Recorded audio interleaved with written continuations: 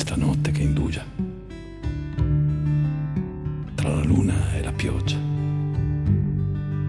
questo lamentarsi del vento,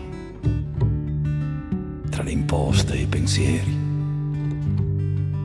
questo confondersi di voci, di gesti e di giorni, questo sfarinarsi del tempo, dove oggi e anche ieri è un grottesco inseguirsi di facce e parole, di pagine scompigliate da questo vento improvviso. È un giocare alle carte, ma con carte impazzite, un assurdo bilancio tra torti e ragioni,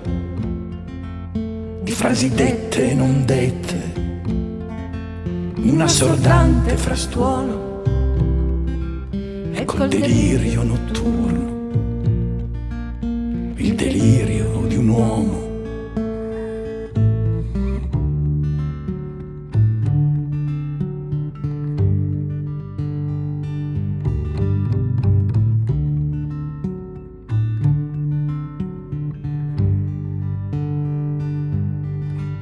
A questa notte che indugia tra la luna e la pioggia, questo lamentarsi del vento, tra le imposte e i pensieri, una sera di luci,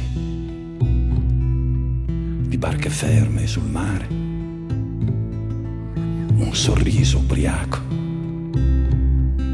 forse anche un bacio negato, quel nome perduto, quel sogno smarrito. Non posso fermarlo, è già di nuovo svanito. È un giocare alle carte, ma con carte impazzite, un assurdo bilancio tra torti e ragioni, di frasi dette e non dette, un assordante frastuono e col delirio notturno, il delirio di un uomo.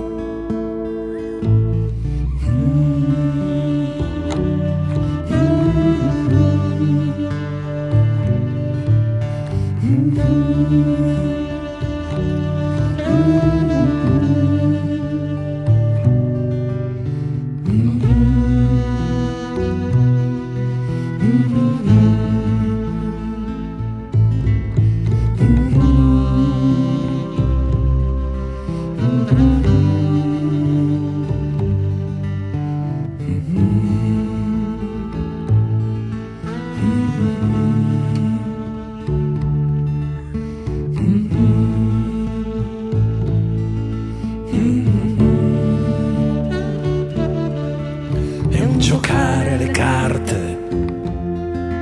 ma con carte impazzite, un assurdo bilancio tra torti e ragioni, di frasi dette e non dette,